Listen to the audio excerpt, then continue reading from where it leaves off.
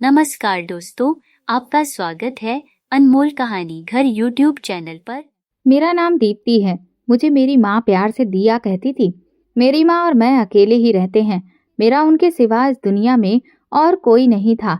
लेकिन मैं अक्सर ये सोचती थी कि माँ के तो और भी रिश्तेदार होंगे ना, वो कहाँ पर हैं। लेकिन माँ हमेशा मुस्कुराकर कहती कि सब मर गए और मैं भी चुप हो जाती। उस वक्त मैं ये सब नहीं समझती थी, इसीलिए ऐसे सवालों पर खामोश हो जाती। मगर जैसे जैसे मैं बड़ी होने लगी, मैं अपने बाप के बारे में सवाल करने लगी कि मेरा बाप कौन है, कहाँ है। कभी मेरी माँ कह देती कि तेरा बाप मर गया था, कभी कह देती कि तू बिना बाप के ही पैदा हुई थी, और कभी कोई और बहाना बना देती। मैं छोटी बच्ची नहीं रही थी, पूरे 17 साल की हो गई थी, मैट्रिक कर चुकी थी। अब मुझे अपने बाप के बारे में जानने का जुनून सवार था कि आखिर वो कौन था, कैसा था, क्या वो सच में मर गया। अम्मा के पास मेरे पिता की कोई भी तस्वीर तो होनी चाहिए। लेकिन मुझे माँ से एक ही सवाल करते इतने साल हो गए थे, और हर बार मुझे यही जवाब मिलता कि मेरे पास तुम्हारे बाप की कोई तस्वीर नहीं। मुझे याद है जिस दिन मैं अपनी माँ से अपने पिता के बारे में सवाल करती हूँ, उस दिन वो डिप्रेशन में चली जाती है। उस दिन आधी रात तक माँ की कलम डायरी पर चलती रहती थी। वह अपने दिल की सारी बातें डायरी पर लिखती थी। मेरी माँ को डायरी लिखने का बहुत शौक था और वो हर वक्त डायरी लिखती रहती थी। अपने पूरे दिन की दिनचर्या को डायरी में लिखना मेरी माँ को बेहद पसंद है। मैं अपनी माँ से पूछती तो माँ कहती, मैं तो बचपन से ही डायरी लिख रही हूँ, मुझे स्कूल टाइम से डायरी लिखने की आदत है। मैंने अपनी माँ की देखा देखी बहुत बार कोशिश की कि मैं भी डायरी लिखने की आदत डालूं, मगर मैं सिर्फ 1 या 2 दिन ही लिख पाती हूँ और फिर बोर होकर छोड़ देती हूँ। डायरी लिखना बहुत मुश्किल काम था, क्योंकि मैं उसे पाबंदी से नहीं लिख सकती थी।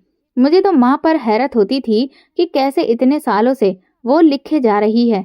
माँ ने मुझे पढ़ने को कभी भी अपनी डायरियां नहीं दी थी।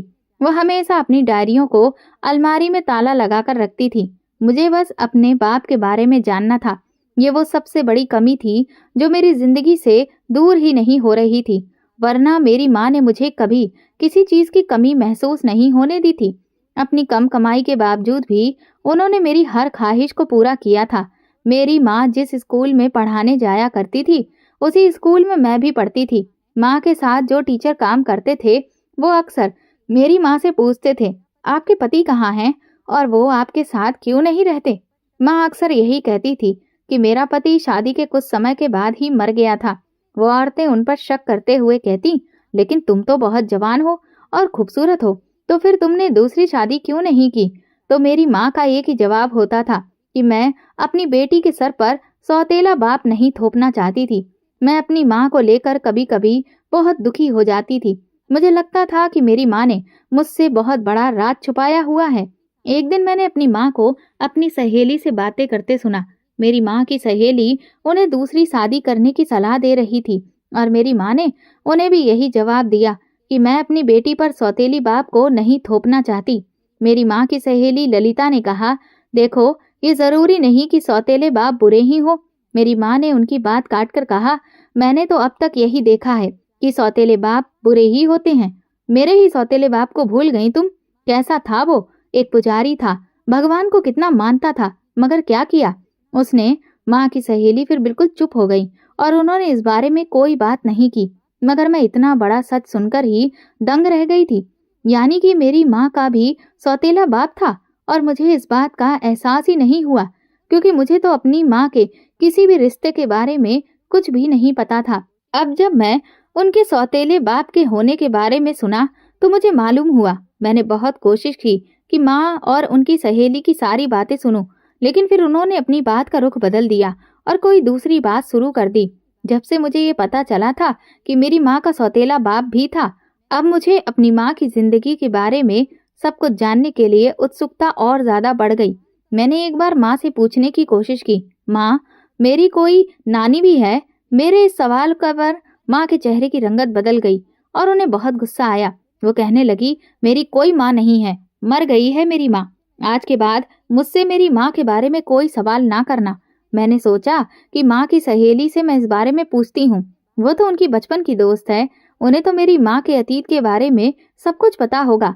मुझे अपने बाप के बारे में भी जानना था, और ये सब सिर्फ माँ की सहेली ललिता मौसी को ही पता हो सकता था। मुझे मैट्रिक के पेपर देने के बाद छुट्टियां मिली थीं और मेरी माँ उस वक्त स्कूल जाया करती थी। मैं घर में अकेली होती थी, इसलिए मेरे पास ये बहुत ही अच्छा मौका था कि मैं किसी दिन ललिता मौसी से जाकर मिल लूं। मुझे उनके घर का एड्रेस मालूम था।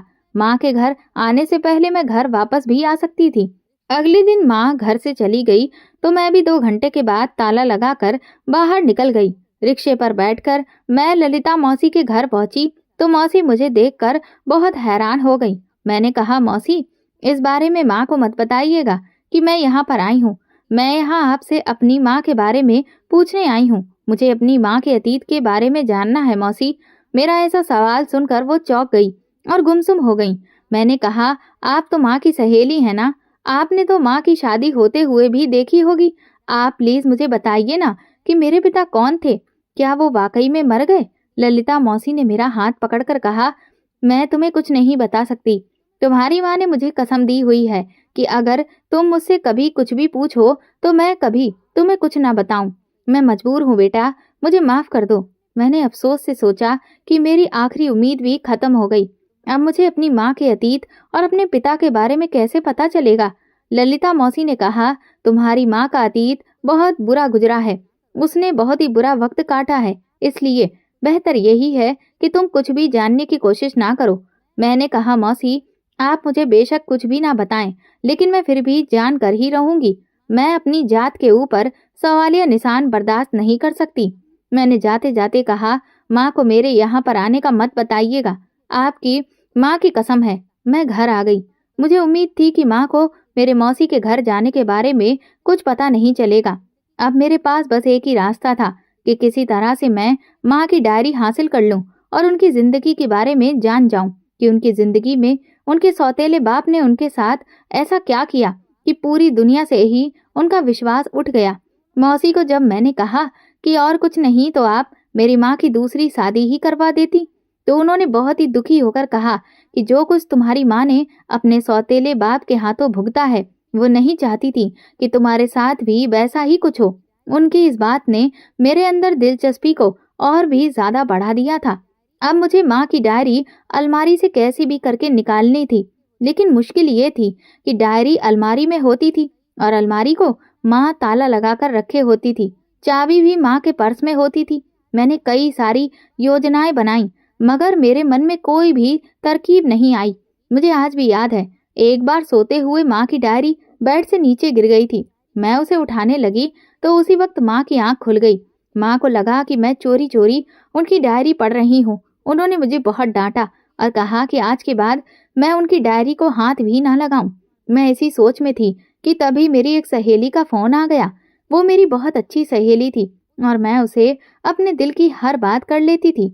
ललिता मौसी के पास जाने का आइडिया भी उसी ने ही मेरे दिमाग में डाला था। मैंने फोन उठाकर पूछा कि बताओ क्या बात है, तो कहने लगी, दिया, मैंने अभी अभी तुम्हारी माँ को किसी मर्द के साथ देखा है। वो शायद कोई तुम्हारे रिश्तेदार होंगे, क्योंकि तुम्हारी माँ उससे काफी देर तक बात करती रही थी। इस वक्त माँ घर में दाखिल हुई तो मैंने जल्दी से फोन रख दिया। माँ की हालत बहुत खराब लग रही थी। वो घबराई हुई लग रही थी। मैंने माँ से पूछा, क्या बात है, आप परेशान क्यों लग रही हो? माँ कहने लगी, कोई भी अगर दरवाजा खटखटाए तो दरवाजा मत खोलना। ये कहकर वो जल्दी से कमरे में चली गई। मुझे माँ की तबीयत ठीक नहीं लग रही थी। वो ऐसी ही थी जैसे किसी से छुप रही हो। मुझे अपनी दोस्त की बात याद आई। जरूर उन्हें कोई रिश्तेदार मिल गया होगा और माँ नहीं चाहती होगी कि वो हमारे घर तक आए। मैं सोचने लगी कि भला उन्हें कौन मिला होगा। कहीं माँ को मेरा बाप तो नहीं मिला। मुझे हमेशा से लगता था कि मेरे पिता जिंदा हैं और माँ सिर्फ झूठ बोलती रहती है कि वो मर गए हैं। मेरा दिल कह रहा था कि आज भी माँ की मुलाकात मेरे पिता से हुई होगी। माँ पूरी रात डिस्टर्ब रही। फिर मैं अगली सुबह अपनी सहेली से बात की तो उसने मुझसे कहा कि मेरे पास एक आइडिया है। मेरा कजन ताले और चाबियां बनाने का काम करता है। तुम उससे अपनी माँ की अलमारी की चाबी बनवा लेना और जब तुम्हारी माँ घर पर ना हो तो वो डायरी निकालना और पढ़ लेना। मुझे उसका प्लान पसंद आया। रात को माँ सो रही थी तो मैंने उनके पर्स से चाबी निकालकर साबुन पर उसका सांचा बना लिया। अगले दिन जब माँ स्कूल चली गई तो मैं सहेली के घर जाकर चाबी का सांचा दे दिया। 2 दिन के अंदर अंदर मुझे नई चाबी मिल गई। मैं बहुत खुश थी कि अब मुझे इन सारे राज्यों से पर्दा हटाने का मौका मिल जाएगा, जिनको माँ अब तक मुझसे छुपाती आई है। मैंने सोचा कि जब माँ काम पर चली जाएगी तब मैं डायरी निकाल कर पढ़ूंगी। मैंने माँ के जाते ही अलमारी खोली तो वहाँ कई सारी डायरियां पड़ी हुई थीं। मैंने सबसे पहले वाली डायरी निकाली, जो माँ की जिंदगी की पहली डायरी थी। वो निकली और फिर वहीं बैठकर मैंने पढ़ना शुरू कर दिया। माँ, कितना प्यारा एहसास है। माँ से बढ़कर भला दुनिया में कौन प्यार कर सकता है, और बाप का तो कोई बदला हो ही नहीं सकता। मुझे इस दुनिया में सबसे ज्यादा प्यार अपने माँ बाप से था। वो मेरे लिए पूरी दुनिया थे। खासकर मेरे पापा तो मुझे अपनी जान कहते थे। मैं अपने माता पिता की इकलौती औलाद थी और उनकी बेहद लाडली थी। मेरे दादा दादी और चाचा चाची भी मुझे बहुत प्यार करते थे। सब लोग मुझे अपनी आंखों का तारा बनाए रखते थे। मेरे ननिहाल में भी सब लोग मुझे सर आंखों पर बिठाकर रखते। मुझे तो लगता था कि मैं बहुत खुशकिस्मत हूँ कि जिसको इतना ज्यादा प्यार करने वाले लोग मिले हैं। मेरे पिता का अपना बहुत अच्छा कारोबार था, जो बहुत अच्छा चल रहा था। हर साल वो मुझे घूमने के लिए किसी दूसरे शहर ले जाते थे। मेरी जिंदगी बिल्कुल परियों की तरह गुजर रही थी। माँ के स्कूल से आने तक मैं उनकी डायरी पढ़ती रही थी। अगले आगे के पन्नों पर भी माँ अपने पिता के साथ गुजारे हुए सारे हसीन यादों को बहुत अच्छे से बयान करके हर पन्ने पर लिखा था। मैं अपनी माँ के माँ बाप और उनकी मोहब्बत पढ़ पढ़कर हैरान होती रही कि मेरी माँ के पास इतने सारे रिश्ते थे और अब वो बिल्कुल अकेली है। क्यों माँ ने अपने प्यार करने वाले रिश्तों से दूरी बनाकर रखी हुई है? इन सब सवालों के जवाब मुझे आगे मिलते। अभी तो माँ की जिंदगी के बारे में मैं पढ़ रही थी और मुझे यही पता चल रहा था कि माँ से सभी बहुत प्यार करते हैं और उनके आगे पीछे फिरते हैं। मुझे पढ़ते पढ़ते इस बात का अंदाजा नहीं हुआ कि माँ के स्कूल से आने का वक्त हो गया है। मैंने जल्दी से वो डायरी वैसे ही रख दी और ताला लगाकर खाना बनाने में लग गई। माँ स्कूल से आई तो वो काफी थकी हुई लग रही थी। मैंने उन्हें खाना देने के बाद चाय दी तो वो फोन पर ललिता मौसी से बातें कर रही थी और कह रही थी कि वो मुझे माँ का बुलावा देने आया था।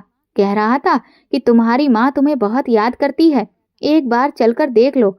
मुझे अपनी माँ की बातों से ये अंदाजा हुआ कि माँ का भाई आया था, लेकिन मैंने अभी तक जहाँ पढ़ा था वहां तक तो माँ का कोई भाई नहीं था, क्योंकि वो तो तब 15 साल की हो चुकी थी और अपने माँ बाप के घर बहुत खुश थी।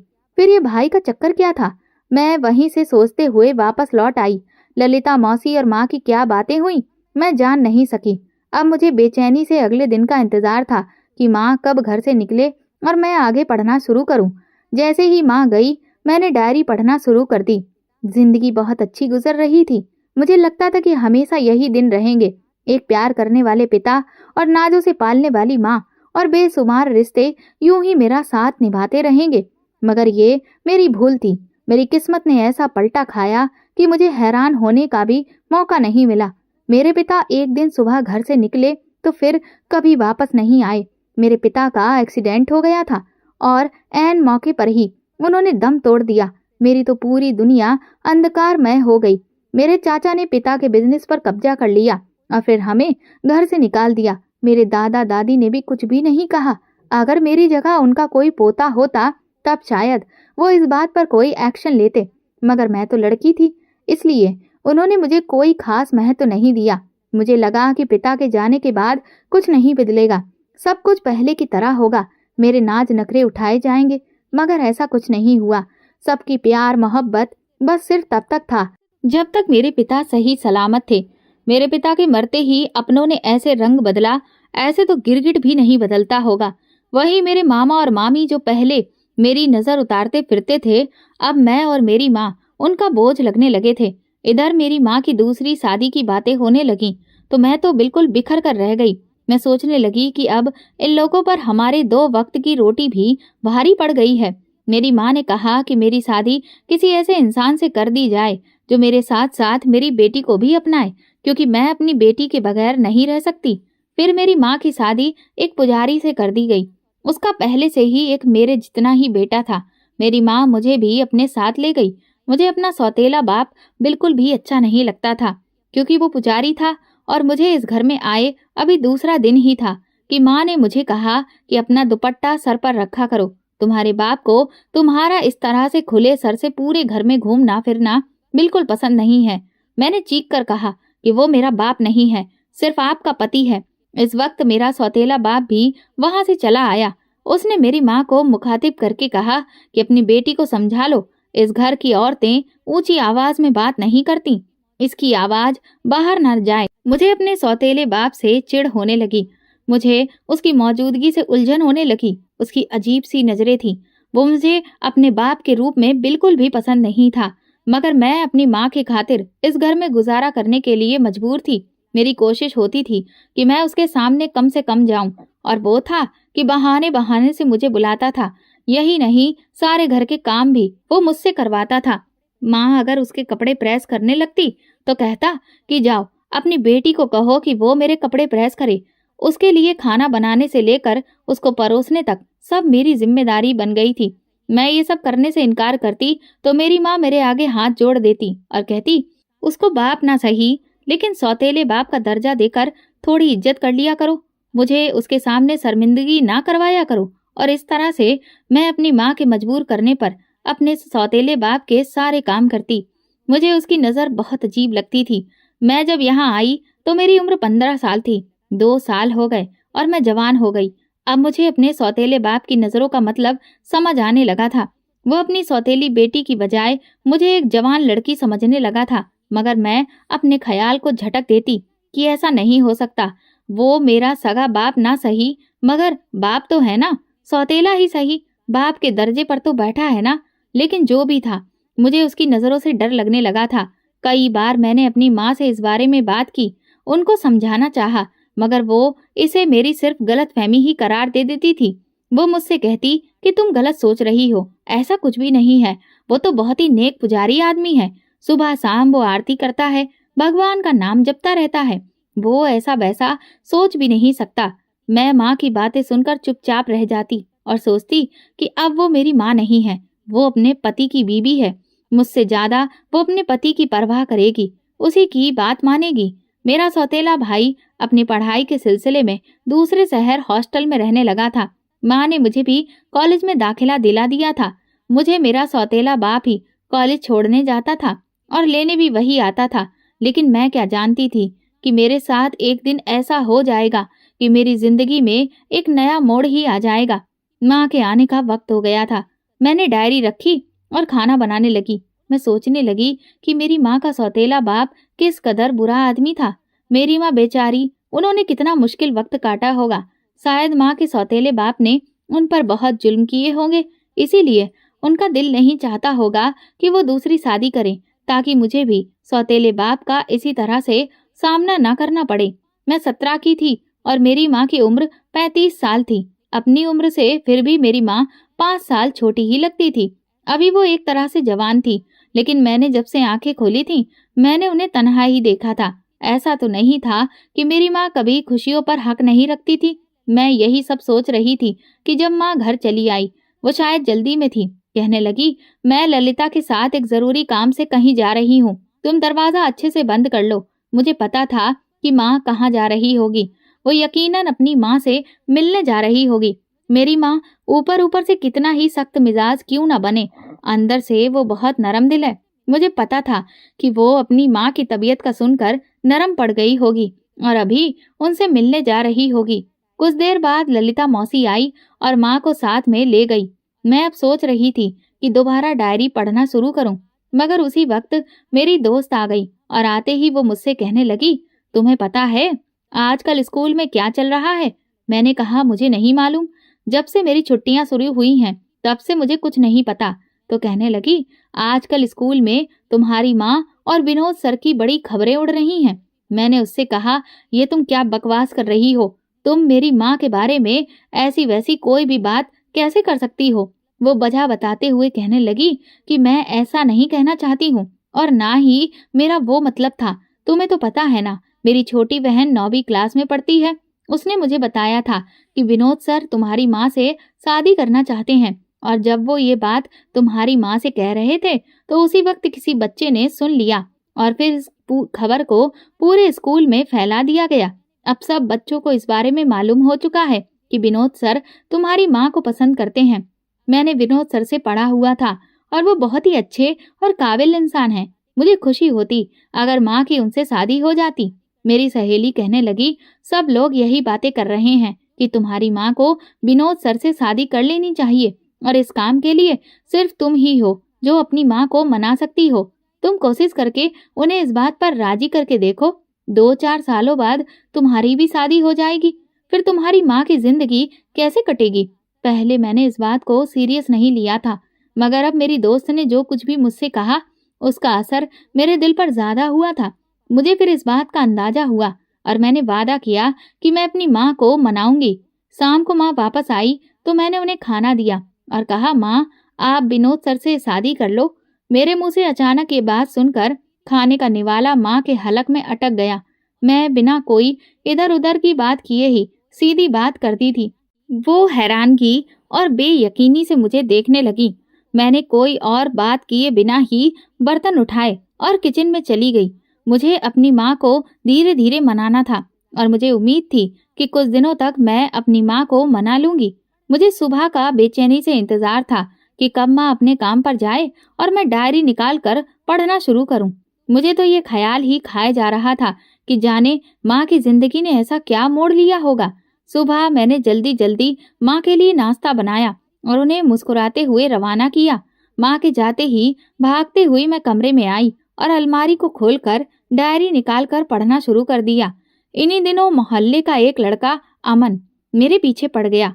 वो मुझे बार बार इशारे करता और बताता कि वो मुझे पसंद करता है, मगर मैंने कभी उसे भाव नहीं दिया था और हमेशा उसे नजरअंदाज किया था। लेकिन ना जाने ये बात मेरे सौतेले पिता के कानों तक कैसे पहुंच गई। उन्होंने मेरी माँ से न जाने किस अंदाज में बात की कि मेरी माँ ने कह दिया कि अब मैं कॉलेज नहीं जाया करूंगी। माँ ने मेरी कोई भी बात सुने बिना ही ये फैसला सुना दिया था। उन्हें एक बार तो मुझसे पूछना चाहिए था, मेरी बात समझनी चाहिए थी, मगर उन्होंने तो सिर्फ अपने पति की बात का भरोसा कर लिया। मैंने अपनी माँ की बहुत ज्यादा मिन्नतें करने की कोशिश की। बाद में फिर कॉलेज जाने की परमिशन तब ले पाई। मैं चाहती थी कि मेरे सेकेंड ईयर के पेपर हो जाएं। फिर इन्हीं दिनों मुझे अकेले कॉलेज जाना पड़ता था क्योंकि माँ घर में व्यस्त होती थी और माँ का पति मंदिर में। वो लड़का अमन जो मुझे पसंद करने का दावा करता था, उसके बाप की मोहल्ले में खाने पीने की दुकान थी और इसलिए वो आवारागर्दी के बहाने सारा दिन गली में ही मौजूद रहता था। मुझे वो बिल्कुल पसंद नहीं था, ना ही मैंने उसे कभी नजर भर के देखा था। मैं उसके फेंके हुए लेटर्स को भी कभी नहीं पढ़ती थी और ना ही उसकी किसी बात का कोई जवाब देती थी। मेरे पेपर नजदीक आ गए थे। आखिरी वाले पेपर दिन वाले दिन उस दिन न जाने कैसे मेरे सेंटर का पता उसे चल गया। वो मेरे सेंटर के बाहर आकर खड़ा हो गया और मेरे आगे फूलों का गुलदस्ता करके कहने लगा कि वो मुझसे शादी करना चाहता था। उसी वक्त मेरा सौतेला बाप और मेरी माँ दोनों ने हमें वहां देख लिया। वो किसी रिश्तेदार के घर से वापस आ रहे थे, इसलिए उन्होंने सोचा कि वो मुझे अपने साथ लेते हुए जाएं। अब जब उन्होंने अमन के साथ मुझे देखा तो बिना कुछ पूछे उन्होंने खुद ही समझ लिया कि शायद मैं भी उसके चक्कर में पड़ गई हूँ। माँ ने मुझे बाजू से पकड़ा और घसीट कर घर लाकर ही छोड़ा। मेरी माँ ने उस दिन मुझे थप्पड़ मारा था और ये कहा था कि मैंने उनकी इज्जत पर सबको उंगली उठाने का मौका दे दिया है। मैं एक बदकिरदार लड़की हूँ। उन्होंने मेरा घर से निकलना ही बंद कर दिया था। उन्होंने मुझसे कहा कि अब वो मेरी कहीं पर शादी कर देंगी। मैं सारा दिन अपनी माँ के साथ मिलकर घर के काम कराती। मुझे अपने सौतेले बाप पर बहुत गुस्सा आता था कि ये सब उसकी वजह से ही हो रहा है। वह मेरी माँ से शादी ना करता और ना ये सारे हालात होते। कभी कभी मुझे लगता था कि मेरी माँ को मेरे खिलाफ भड़काने में सारा हाथ उसी का है।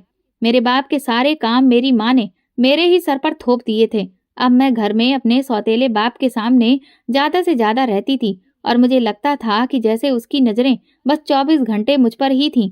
इन्हीं नजरों से बचने के लिए ही तो मैं कॉलेज जाया करती थी और घर आकर अपनी पढ़ाई के लिए अपने कमरे में बंद रहा करती थी।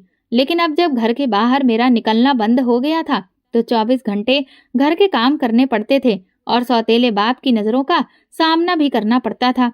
एक दिन ऐसा हुआ कि माँ कहीं पर गई हुई थी। मैं उस वक्त घर पर अकेली थी और सौतेला बाप भी घर पर था। मुझे उससे बहुत डर लग रहा था। ना चाहते हुए भी मुझे उल्टे सीधे ख्याल आ रहे थे कि इस वक्त हम दोनों घर पर अकेले हैं, कहीं वो मेरे साथ कुछ गलत इससे आगे सोचने की मैं हिम्मत ना कर पाई और अपने आप को संभालने में लगी रही। इतने में मेरे कमरे के दरवाजे पर दस्तक हुई। मैंने अंदर से कुंडी लगाई हुई थी ताकि कोई मेरे कमरे में ना आ जाए, और जब बार बार मेरे दरवाजे पर दस्तक हुई तो मैं बहुत बुरी तरह से घबरा गई। इससे पहले कि मैं कुछ सोचती या करती, मुझे मेरी माँ की आवाज़ सुनाई दी। तब जाकर मेरी जान में जान आई। मैं भागकर दरवाज़ा खोला और अपनी माँ से लिपट गई। मेरी माँ बहुत हैरान हुई कि मैं इस तरह से रवैया क्यों रख रही हूँ और मैं क्यों डर रही हूँ, मगर मैं उन्हें क्या बताती कि मैं आपके पति से ही तो डर रही हूँ। मैंने अपनी माँ से कुछ भी ना कह सकी, क्योंकि कुछ भी कहने का उनसे कोई फायदा नहीं था। कौन सा मेरी माँ को मुझ पर यकीन कर लेना था। मैंने बस उनसे इतना ही कहा कि मुझे अकेला छोड़कर मत जाया करो। माँ ने प्यार से मेरा सर सहलाया। मुझे बहुत समय के बाद अपनी पुरानी माँ नजर आई, जो मेरा इसी तरह से सर सहलाकर मुझे तसल्ली दिया करती थी। फिर मेरी माँ ने मेरे लिए रिश्ते देखने शुरू कर दिए और मैंने भी शादी के लिए रजामंदी दे दी, क्योंकि मैं अभी कैद खाने से अपनी जान छुड़ाना चाहती थी। शादी के बहाने मैं यहाँ से निकल जाती और अपनी एक नई जिंदगी की शुरुआत करती, जहाँ ये सारी मुश्किलें ना होती। इसी दौरान इस मोहल्ले वाले लड़के अमन ने अपना रिश्ता मेरे लिए भेज दिया, लेकिन उसे इनकार कर दिया गया, क्योंकि वो कोई काम काज तो करता नहीं था, बस लड़कियां छेड़ने के बहाने अपनी दुकान के आगे खड़ा रहता था। और इस वाक्य से एक बार फिर मेरी माँ का दिल मुझसे खराब हो गया। उन्हें तो यही लग रहा था कि मैंने ही उस लड़के को अपना रिश्ता लाने को कहा था, मगर वो क्या जानती थी कि मुझे तो वो लड़का जहर लगता था, और इस रिश्ते को मना किया गया तो इसकी सबसे ज्यादा खुशी तो मुझे ही हुई थी। कुछ दिन सुकून से गुजर गए, लेकिन फिर मेरी जिंदगी खराब हो गई थी। यहाँ तक पढ़कर मैंने डायरी बंद कर दी। अभी तक मैंने अपनी माँ के बारे में जितना पढ़ा था, मुझे उनसे बहुत हमदर्दी हो रही थी। इस तरह घुट घुट कर जीना, और वो भी ऐसे हालत में जब आपकी माँ भी आप पर भरोसा ना करे, बहुत ही दर्दनाक होता है। मेरी माँ बेचारी बड़ी मुश्किल जिंदगी गुजार रही थी। अभी तक तो माँ की शादी का जिक्र नहीं था। मुझे ये खुशी हो रही थी कि जैसे जैसे मैं आगे पढ़ लूंगी तो मुझे अपने पिता के बारे में मालूम हो जाएगा। यही एक सवाल सबसे बड़ा था कि मेरा बाप कौन है, और इस सवाल से मैं कब से अनजान थी, और इस पर जो माँ का गोलमोल जवाब होता था वो हमेशा ही मुझे उलझन और शक में डाल देता था।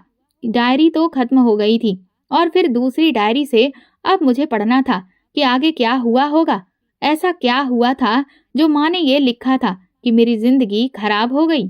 लेकिन आज भी बस इतना ही पढ़ा। मैंने डायरी रखी और माँ के आने के बाद उनसे कहा कि कल मुझे और मेरी सहेली पूनम को दूसरे कॉलेज में एडमिशन के लिए जाना है।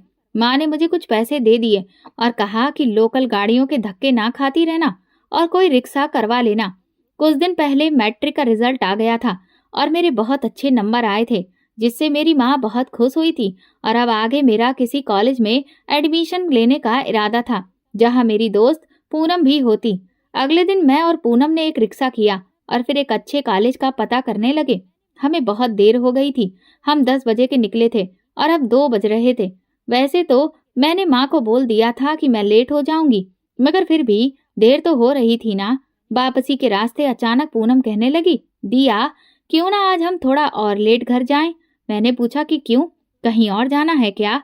तो कहने लगी, चलो ना दूसरे इलाके में चलते हैं, वहां पर एक बहुत ही मशहूर रेस्टोरेंट है, हम वहां का खाना ट्राई करते हैं। मैंने कहा चलो ठीक है, जैसा तुम कहो। मुझे अपनी माँ की तरफ से कोई पाबंदी नहीं थी कि मैं अपनी दोस्तों के साथ घूम फिर नहीं सकती। अक्सर मैं अपने दोस्तों के साथ इकट्ठी होकर घूमने फिरने निकल जाया करती थी, इसलिए हमने रिक्शा वाले को एड्रेस बताकर वहां जाने को कहा। अभी हम थोड़ी दूर ही गए थे कि मैंने माँ को एक रिक्शे में बैठे देखा। वो हमसे थोड़ा आगे थी। मैं हैरान हुई कि वो यहाँ क्या कर रही हैं। माँ को तो आज स्कूल से भी जल्दी छुट्टी मिल गई होगी। मेरे मुताबिक तो इस वक्त माँ को घर पर होना चाहिए था। मैंने रिक्शा वाले अंकल को कहा, अंकल ये जो रिक्शा सामने जा रहा है, इसके पीछे अपना रिक्शा लगा दीजिए। मैंने पूनम को बताया कि इसमें माँ जा रही है और मैं देखना चाहती हूँ कि मेरी माँ के घर वाले कहाँ रहते हैं। पूनम ने कहा, तुम्हें यकीन है कि तुम्हारी माँ वहीं पर जा रही है? मैंने कहा, हाँ, वो जरूर अपनी माँ से मिलने जा रही है, मुझे पता है। आधे घंटे के बाद वो एक बहुत ही पुरानी से मोहल्ले के एक पुराने से घर के सामने जाकर रुक गई। मेरी माँ उस घर के अंदर चली गई और काफी देर अंदर ही रही। आधे घंटे के बाद वो वापस रिक्शा में बैठकर वापस चली गई। मैंने पूनम से कहा, आओ हम अंदर चलें, मुझे अपनी नानी को देखना है।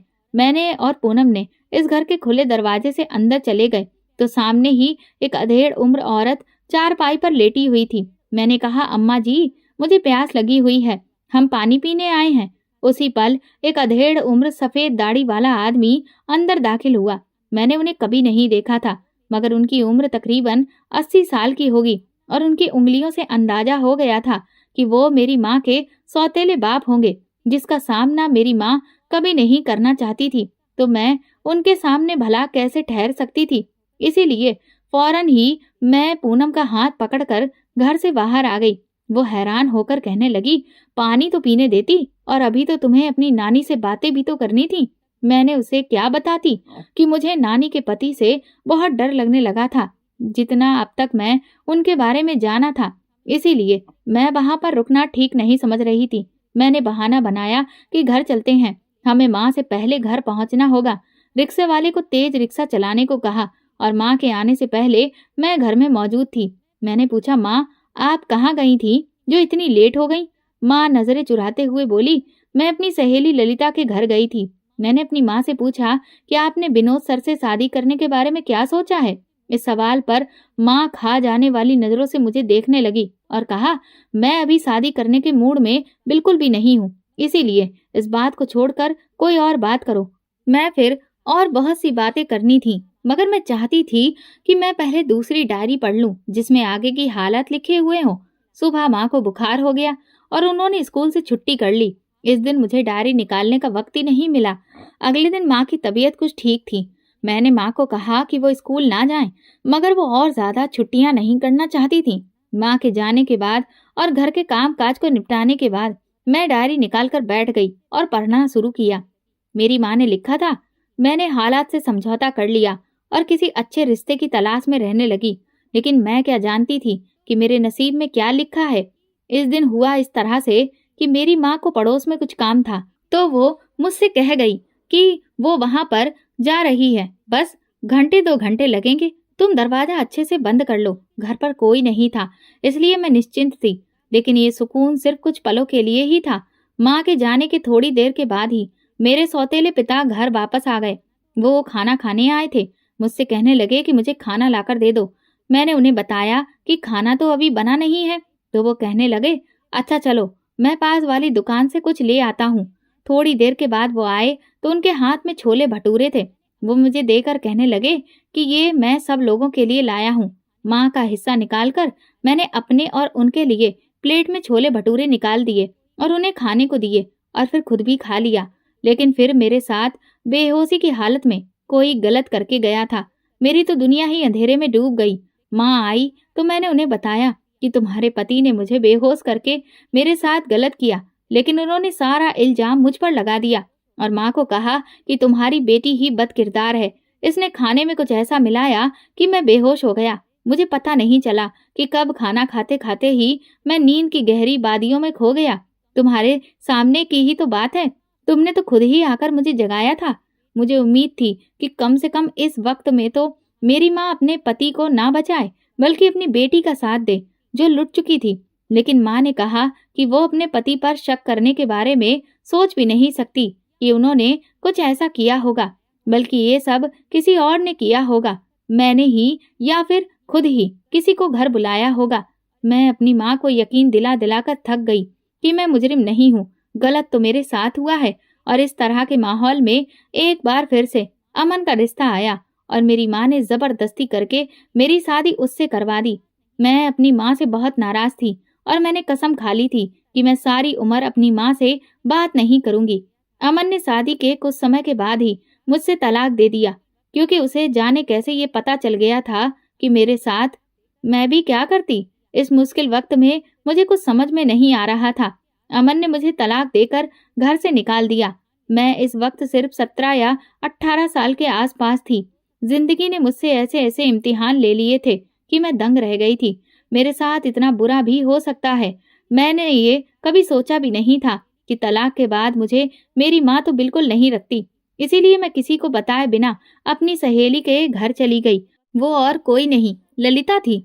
मैंने उससे कहा कि मुझे काम पर रख लो और बदले में 2 वक्त की रोटी और सर छुपाने का आसरा दे देना। मेरी सहेली ने मेरे सारे हालात जानकर मुझे सहारा दिया। इस वक्त मुझे पता चला कि मैं तो पेट से हो गई हूँ। ये जानकर तो मेरे कदमों तले से जमीन निकल गई। जो गुनाह मैंने कभी किया ही नहीं था, उसकी निशानी अब आ गई थी। मैं डॉक्टर के पास अबॉर्शन के लिए गई, लेकिन उन्होंने कहा कि तुम बहुत कमजोर हो और तुम्हारी हालत भी ठीक नहीं है, इसलिए हम अबॉर्शन नहीं कर सकते। तुम्हें इस बच्चे को जन्म देना होगा। मैं रोते हुए घर आ गई। किस्मत को न जाने क्या मंजूर था। मैंने फिर एक बच्ची को जन्म दिया। ललिता के घर वालों ने मेरा बहुत साथ दिया। उन लोगों ने अपने मोहल्ले वालों को यही बताया कि मेरे पति ने मार पीट कर मुझे घर से निकाल दिया है। मेरी बेटी का नाम भी ललिता की माँ ने ही रखा था, दिव्या, जिसे प्यार से सब दिया कहने लगे। यहाँ तक पढ़ना था कि डायरी मेरे हाथ से छूट गई और मैंने अपना सर थाम लिया। ये मेरी बात हो रही थी, दिया की, जो मैं हमेशा अपनी माँ से अपने बाप के बारे में पूछती थी। आज मुझे मालूम हुआ कि मैं तो गुनाह की निशानी हूँ। जाने कौन था मेरा बाप, क्या माँ का सौतेला बाप या फिर कोई और। जो भी था, लेकिन मेरी जात तो एक गुनाह के नतीजे में वजूद में आई थी। ना तो मेरी कोई औकात थी और ना ही कोई इज्जत रह गई थी। मैं जो अपनी जात पर बहुत ही फक्र किया करती थी, आज पता चला कि मेरी जात तो एक तिनके से भी ज्यादा हल्की है। मैं कुछ भी नहीं हूँ, मेरी तो कोई पहचान ही नहीं है। मैं तो कागज के टुकड़े से भी कम कीमती हूँ। काश मैं ये डायरी ना पढ़ती और अपने बारे में सच से अनजान ही रहती। मैंने रोना शुरू कर दिया और ऊंचा ऊंचा रोने लगी। इसीलिए जब भी मैं अपनी माँ से अपने पिता के बारे में सवाल करती थी, तो वो पूरी पूरी रात अपने कमरे में जाकर गुजार देती थी। आज मुझे मालूम हुआ था कि वो सारी रात रोती रहती होगी, जैसे अब मैं रो रही थी। मैं रोने लगी और इस कदर रोई कि मेरी हालत खराब हो गई। मुझे अपना ये सच बर्दाश्त नहीं हो रहा था। मेरा दिल चाह रहा था कि काश ये सब एक सपना हो। मैं आंखें खोलूं तो मेरे सामने दूसरा मंजर हो। ये सारे शब्द जो मैंने पढ़े हैं, ये बदल जाएं और सच कुछ और हो। मैं बार बार कहने लगी कि हो सकता है मैंने कुछ और पढ़ा हो, मगर जब भी इस डायरी के खुले हुए पन्नों पर मेरी नजर पड़ती तो मैं कांप कर रह जाती। मुझे ऐसा लगने लगा जैसे मेरे शरीर से जान निकल रही है। मैं वहीं गिरकर बेहोश हो गई और जब होश आया तो खुद को अस्पताल के कमरे में पाया। मालूम हुआ कि मेरा नर्वस ब्रेक डाउन हो गया था। मेरी माँ मेरा माथा छूकर कहने लगी कि मैं घर आई तो तुम बेहोश पड़ी हुई थी और मेरी डायरियां भी पास ही खुली पड़ी हुई थी। तुमने वो सब क्यों पढ़ा? मेरी गलती थी जो मैंने अपने साथ बीतने वाली सारी बातें उसमें बराबर लिखती रही। मुझे ऐसा नहीं करना चाहिए था। ना मैं ऐसा करती और ना तुम पढ़ती और ना इस हाल में होती। मैंने कहा, माँ, फिर क्या हुआ? मेरे पैदा होने के बाद मुझ में अब आगे पढ़ने का हौसला नहीं है। तुम मुझे ऐसे ही बता दो। माँ कहने लगी, बस अब तुम चुप कर जाओ, कोई बात ना करो। मगर मैं आगे की कहानी सुनना चाहती थी कि फिर क्या हुआ। मेरे बार बार कहने पर माँ कहने लगी कि जब तुम पैदा हुई तो कुछ ही दिनों में ललिता की शादी हो गई। मैं भी उसके घर वालों पर कब तक बोझ बनकर रहती। आखिरकार मुझे कहीं और जाना ही था। मैं सोचने लगी कि मुझे अब कहीं और का ठिकाना ढूंढ लेना चाहिए। वो तो मेरी किस्मत ने मेरा साथ दिया कि ललिता का पति शादी के कुछ महीनों के बाद ही विदेश चला गया, तो उसने अपने अकेलेपन को दूर करने के लिए मुझे अपने पास बुला लिया। मैंने भगवान का शुक्रिया अदा किया कि मेरी बहुत बड़ी मुश्किल हल हो गई, वरना मैं कहाँ जाती। एक 18 साल की लड़की एक चंद महीने के बच्चे को उठाकर कहाँ भटकती। इसलिए भगवान ने ललिता की शकल में मेरे रहने का इंतजाम कर दिया था। मुझे ललिता ने बहुत सहारा दिया। अगर वो ना होती तो मैं आज जिंदा ना होती। उसने एक सगी बहन से भी बढ़कर मेरे लिए बहुत कुछ किया है। उसने मेरी बच्ची यानी तुम्हें संभाल लिया और मुझे आगे पढ़ने का हौसला दिया ताकि मैं अपने पैरों पर खड़ी हो जाऊं। मैंने भी वही किया और मैंने खूब मेहनत करने लगी ताकि मैं आत्मनिर्भर बनूं, तुम्हें अच्छी परवरिश दे सकूं। और फिर जब ऐसा हो गया तो मैं तुम्हें लेकर अलग हो गई, क्योंकि मैं तुम्हें अपने दम पर बड़ा करना चाहती थी। मैंने माँ से पूछा कि फिर कभी आप अपने घर वालों से नहीं मिली? माँ ने इनकार में सर हिलाते हुए कहा, नहीं। मुझे अपनी माँ से बहुत शिकवा था, शिकायतें थीं। उन्हें मेरी बात पर भरोसा ही नहीं था। उन्होंने कभी मेरा भरोसा नहीं किया था। और तुम किसी गुनाह का नतीजा नहीं हो। तुम मेरी शादी के बाद पैदा हुई थी। तुम मेरी जायज औलाद हो। इस वक्त मुझे जो समझ में आया वो मैंने डायरी में लिख दिया, लेकिन अगर तुम आगे पढ़ती तो तुम्हें मालूम पड़ जाता कि आगे क्या क्या हुआ। जब तुम 12 साल की हुई थी तो एक दिन अमन मुझे ढूंढता हुआ आया। उसे कोई खतरनाक बीमारी हो गई थी और वो मुझसे माफी मांगने आया था। कहने लगा, वो मैं ही था जिसने तुम्हारी जिंदगी बर्बाद कर दी। मैंने तुमसे शादी से इनकार का बदला लेना चाहता था, इसीलिए उस दिन जब तुम्हारी माँ हमारे घर आई हुई थी तो मैंने अच्छा मौका देखकर उस वक्त दुकान पर जब तुम्हारा सौतेला बाप खाना लेने आया तो मेरे दिमाग में एक शैतानी आइडिया आया। मैंने तुरंत ही उससे नजरें बचाते हुए खाने में बेहोश करने वाली दवा मिला दी, जिसे खाकर तुम दोनों बेहोश हो जाओ, और फिर मैं दीवार फांद कर घर में घुस आया था। तुम्हारे साथ जो गलत हुआ उसका जिम्मेदार मैं था। फिर मैंने तुमसे शादी की और तलाक दे दिया ताकि तुम पूरी तौर पर बर्बाद हो जाओ। मगर तुम्हारे साथ गलत करने का नतीजा पिछले 5 सालों से मैं भुगत रहा हूँ। अमन को बहुत ही खतरनाक और लाइलाज बीमारी हो गई थी। उसके जख्मों से खून बह रहा था। उसे मुझसे माफी चाहिए थी। जिस दिन मैंने उसे तरस खाकर माफ किया, अगले दिन ही वो मर गया। उसने मरने से पहले मेरे घर वालों को भी सारी सच्चाई बता दी थी। मैंने कहा, माँ तो तुम नानी से मिली क्यों नहीं इतने सालों तक? माँ कहने लगी, मैं उनसे नाराज थी कि उन्होंने मेरा भरोसा क्यों नहीं किया, लेकिन अब सब ठीक था। मेरा सौतेला बाप ऐसा वैसा आदमी नहीं था। वो मुझे बाद में एहसास हुआ कि मैं उसे नफरत करती थी, कि उसने मेरी माँ को मुझसे छीन लिया, और इसीलिए जहनी तौर पर मैं उसके बारे में गलत सोचने लगी थी। हालांकि वो तो पुजारी था, सबको अच्छी शिक्षा देता था। वो मेरे बारे में कुछ गलत सोच नहीं सकता था, लेकिन फिर भी मैं अब वहां वापस नहीं जाना चाहती थी, क्योंकि मैं अपनी माँ से बहुत नाराज थी। लेकिन अब नहीं हूँ। मुझे पता चला है कि मेरी माँ बहुत बीमार है, तो मैं उनसे मिलने चली गई। अब सारी नाराजगी दूर हो गई है। तुम ठीक हो जाओ तो मैं तुम्हें भी उनसे मिलाने ले जाऊंगी। मैंने आखिरी सवाल किया। मैंने पूछा, माँ तुमने दूसरी शादी क्यों नहीं की? तो माँ दुखी होकर कहने लगी, मैं नहीं चाहती थी कि तुम्हारे सर पर सौतेला बाप आए। जो सब कुछ मैंने सहा, मैं नहीं चाहती थी कि तुम भी वही सब सहो। मैं नहीं चाहती थी कि पति के आने के बाद मैं तुम्हें नजरअंदाज कर दूं। उसके दिल में जगह बनाने के लिए तुम पर भरोसा ना करूं। मैं तुम्हें वैसे ही हालात से गुजारना नहीं चाहती थी जैसे हालात से मैं गुजरी थी। बस इसीलिए मैंने शादी नहीं की। मैं अगले दिन ही डिस्चार्ज हो गई और फिर माँ के साथ नाना नानी से मिलने गई। वो मुझसे मिलकर बहुत खुश हुए। मैं भी बहुत खुश थी कि बैठे बिठाए मुझे इतने सारे प्यारे रिश्ते मिल गए। मगर अब मुझे अपनी माँ के लिए भी सोचना था। मैंने नाना नानी से बात की कि मैं अपने विनोद सर से माँ की शादी करवाना चाहती हूँ। फिर ललिता मौसी, नाना नानी और हम सब ने मिलकर माँ को मना ही लिया और उनकी शादी करवा दी। माँ की शादी वाले दिन ही ललिता मौसी ने अपने सबसे बड़े बेटे के लिए मेरा रिश्ता मांग लिया, जो मुझे कुछ महीने ही छोटा था। और यह तय किया गया कि हमारी पढ़ाई पूरी हो जाने के बाद ही रस्म वगैरह करके शादी भी कुछ सालों बाद कर दी जाएगी। मैं बहुत खुश थी। अब मैं अकेली नहीं रही थी। एकदम से मुझे इतने सारे रिश्ते मिल गए थे और मेरी माँ की वीरान जिंदगी में बहार आ गई थी और मुझे भी अब बाप का प्यार मिल रहा था। दोस्तों, अगर आपको हमारी ये कहानी पसंद आई हो तो कमेंट करके जरूर बताएं और वीडियो को लाइक करके ज्यादा से ज्यादा शेयर करें। धन्यवाद।